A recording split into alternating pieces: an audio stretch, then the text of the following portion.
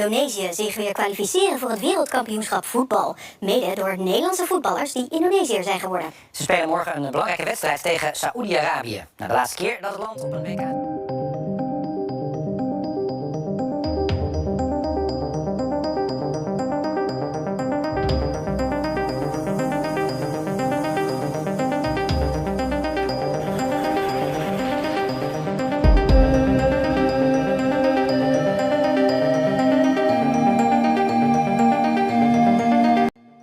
Seluruh ASEAN akhirnya memuji keberhasilan timnas Indonesia yang lolos ke Piala Dunia. Bahkan ada yang menyebut Indonesia berpotensi masuk 16 besar. Prancis hingga Belanda juga memberi dukungan penuh. Timnas Indonesia kini semakin membuat kawasan ASEAN merasa bangga sekaligus terharu. Bahkan berhasil menciptakan sebuah sejarah besar yang terasa begitu luar biasa setelah selama kurang lebih 90 tahun lamanya tidak pernah sekalipun tampil di ajang Piala Dunia. Dan kini peluang emas itu akhirnya datang kembali. Meski sebelumnya sempat terasa hilang dan sirna karena kegagalan di babak kualifikasi yang begitu menyakitkan. Namun siapa sangka kini kesempatan yang dulu tampak mustahil itu kembali terbuka dengan sangat lebar dan Indonesia secara mengejutkan tergabung bersama 48 negara yang berhasil lolos ke Piala Dunia sebagai pengganti Iran. Sebuah situasi yang benar-benar tak terduga dan penuh kejutan besar. Walaupun kesempatan ini bisa dibilang hanyalah sebuah hadiah langka yang tidak bisa didapatkan oleh sembarang negara di dunia. Bahkan dari sekian banyak negara di seluruh penjuru dunia, hanya Indonesia satu-satunya yang diberikan izin khusus untuk langsung tampil tanpa harus melalui babak playoff ataupun pertandingan tambahan apapun.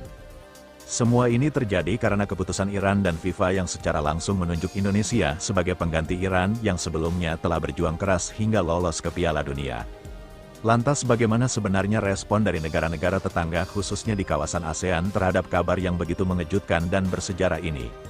Pada awalnya negara-negara seperti Malaysia hingga Vietnam benar-benar tidak percaya bahwa hal sebesar ini bisa terjadi. Bahkan masyarakat Indonesia sendiri pun merasakan hal yang sama seolah kabar ini terlalu luar biasa untuk menjadi kenyataan.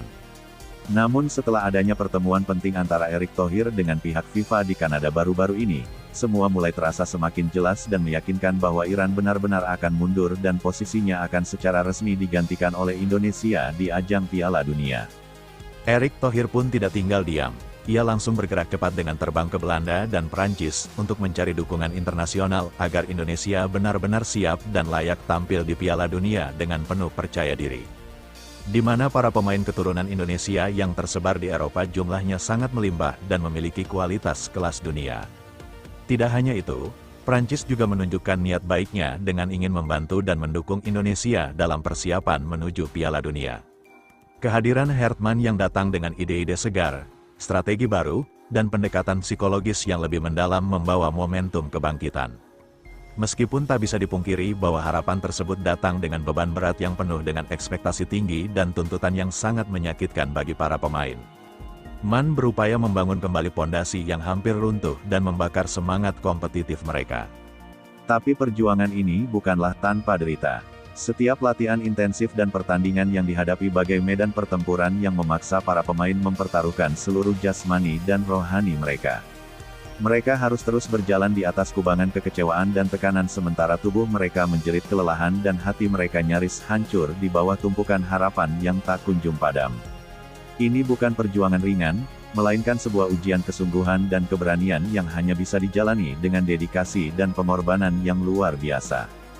Dukungan para supporter yang selama ini dikenal sangat dikdaya dan dianggap sebagai kekuatan utama yang bisa mengangkat performa timnas ternyata lebih dari itu.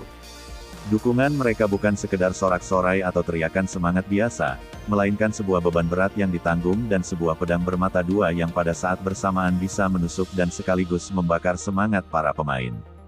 Ketika ribuan bahkan puluhan ribu pasang mata dan hati penuh harap terus menatap dan mengamati setiap gerak-gerik para pemain di lapangan, tuntutan yang mereka sampaikan tidak pernah memberikan celah untuk kegagalan sedikit TP. Membuat tekanan yang dirasakan oleh setiap pemain semakin besar, dan bahkan kerap kali mencekik hingga sesak seperti belenggu yang tidak bisa dilepaskan. Jais dan rekan-rekannya bermain di sebuah lingkaran api yang terus membakar. Di mana dukungan yang besar dan riuh itu justru berubah bentuk menjadi tuntutan yang kejam sekaligus tanpa belas kasihan dan tak kenal ampun. Stadion yang sesak dan penuh dengan gemuruh suara menjadi arena persaingan mental paling memilukan.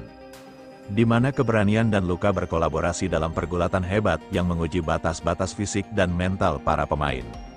Dan hanya yang kuat yang mampu bertahan dalam kondisi paling getir dan menyakitkan itu. Menurut pengakuan Jai, seluruh pemain timnas Indonesia dengan sadar dan penuh kesungguhan bertekad menjaga dan mempererat kedekatan emosional dengan para supporter mereka. Bukan sekedar kewajiban yang harus dijalankan, melainkan sebagai sumber napas terakhir yang mengikat kedalaman luka dan harapan dalam satu kesatuan yang tak dapat dipisahkan. Mereka memahami dengan sangat jelas bahwa membangun hubungan harmonis dan interaksi yang hangat dengan para pendukung merupakan angkar penguat yang sangat vital di tengah kerasnya badai kritik dan makian yang kerap mendera. Setelah pertandingan di kandang yang tak jarang menyisakan luka, kekecewaan, dan haru yang mendalam, momen interaksi langsung yang terjadi antara pemain dan supporter bukan sekedar rutinitas formalitas semata, melainkan sebuah ruang emosional di mana luka batin dan kelelahan jiwa akhirnya terungkap dan tercurahkan secara terbuka kepada mereka yang selama ini setia mendukung, namun juga kadang menjadi pengkritik paling keras yang tidak segan menumpahkan kekecewaan pada waktu yang sama. Dialog yang terjalin di antara para pemain dan supporter sesudah laga bukan hanya sebuah wujud rasa hormat dan terima kasih yang sederhana, melainkan sebuah bentuk pengorbanan emosional yang sangat dalam. Di mana para pemain dengan lapang dada membuka hati dan diri mereka sepenuh hati kepada para pendukung yang selama ini menjadi saksi bisu, perjalanan luka dan perjuangan brutal mereka di lapangan hijau yang penuh tantangan. Pada akhirnya, hubungan kuat yang terjalin erat antara para pemain dengan para supporter bukan hanya sekedar ikatan biasa yang lazim terjadi di dunia olahraga, melainkan sebuah jaringan darah dan air mata yang saling mengikat keduanya dalam penderitaan dan harapan yang sama.